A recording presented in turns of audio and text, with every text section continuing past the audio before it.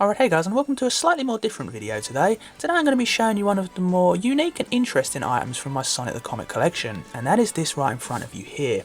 Now this is an original artwork from Sonic the Comic, and original artworks I find, not necessarily just from Sonic the Comic, but comics in general, to be very interesting and awesome items to look at, and sometimes they're very expensive to be able to get a hold of, because these are the original hand-drawn artworks from the artists. Sometimes there is a colorist involved who colors them instead. But these are the original pieces that are then sent to whatever comic publisher it is, and it's very much kind of like a dying media now, because most comic artists draw digitally and there's no traditional material used at all now. So it's kind of making the prices, I'd say, of comic book artwork increase very much so over the years, and especially when it comes to Sonic the Comic. Now, the first 100 issues or so of Sonic the Comic, the artworks were, for the most part, all hand-painted by the artist or the colorist, and this one in front of you is no exception. Now, this one is, it kind of makes it a little bit more interesting and unique, as I've said, is because this artwork features Brown Sonic.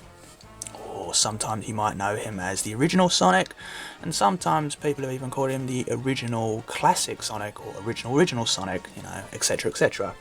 Now this original artwork comes from issue 39, which was released way back in the 25th of November 1994, so a very long time ago now, and the strip from this story was called Sonic No More, and it basically featured Dr. Robotnik stealing Sonic's powers, which reverted Sonic going back into his original brown form, and as a result Dr. Robotnik basically became like a Sonic. He was like a blue Robotnik, as you can see here.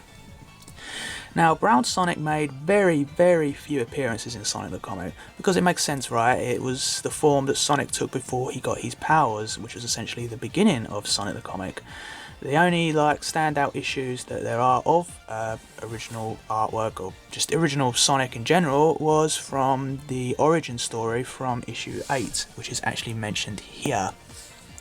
Otherwise, he really made very few appearances in Sonic the Comic. This one, obviously, because he lost his powers, it makes sense for him to return to his brown form. Otherwise, there was a few other panels throughout the history of Sonic the Comic from flashbacks, or he made one appearance on one of the reprint covers in Sonic the Comic. I can't remember the issue number, it was like 190-ish, it was around that one.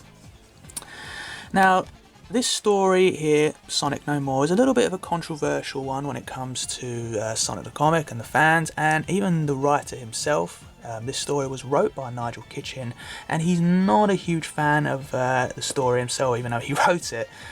He's criticised the artwork used in this story a few times. Now, the artist that drew this was, he's called Ferran Rodriguez, and he's a really awesome bloke, and I don't necessarily have a problem with his art style, but I guess sometimes when you compare it to maybe some of the other artists in Sonic the Comic, it might not look as visually impressive as some of those.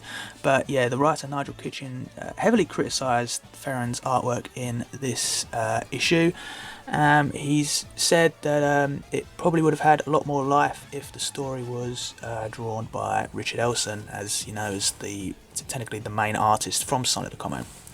But I'm not going to go too much into details of the plot and story of this, because if you're interested in the story, the video is up on my channel. Just check out Sonic the Comic issue 39. But yeah, as an original artwork, this is awesome, and it's really great to own one featured of Brown Sonic, especially hand painted as well, as we can see here. This is just really awesome, and I'm not sure if you're entirely picking this all up through a camera, but when you look at original artworks in general, the colours just pop out of you. They are so much more kind of I don't really want to use the word dulled down when you see them in the actual comics, because it's technically being photocopied to be used in a comic, so during the photocopying process it kind of loses a bit more of the vibrancy, I would say, because look at Robotnik here, and just look how vibrant and blue he is, and these red shoes here. It's really awesome. And I'm sure you can probably already gather, but original artworks from comics, they are a lot bigger than the original pages. As you can see, they're just comparing it to the size of my hand here. very, very big. I only own a couple of Ferran Rodriguez original artworks. He's quite a hard bloke to kind of get a hold of, really. He's made a few appearances at some of the Summer of Sonic events in the past, and he has sold a few of his artworks there. But what I'm going to do is I'm going to take this out of the portfolio sleeve that I've got this in, and let's have a little closer look at it. Alright, so here we go. Now we can get a little bit of a closer look, and you can kind of get an idea of just how old this item is by looking at the tape they've used to stick the lettering sheet on top of it. It's gone very much yellow, and it's quite sticky now, which is why I would highly recommend, if you do own any original artworks, to put them in high quality acid-free portfolio sleeves. Trust me, otherwise they're going to stick and get damaged over a course of time if you're not looking after them. But yeah, what I'm going to do is I'm going to carefully lift the lettering sheet up so we can have a look at this without the text bubbles on there. Just going to flip that over. Now, how awesome is that? Now we get a really good close look at Brown Sonic here without any of the text overlays on top of him. That is some really nice quality right there. And here's a good look at Robotnik.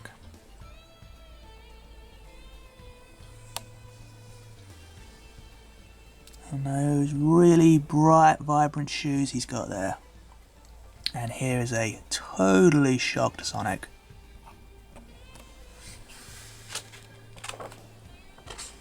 Let's just pop that back down. Now on the back, the earlier issues of Sonic the Comic, it was basically they just put writing on here telling you what the page number and what issue it's from.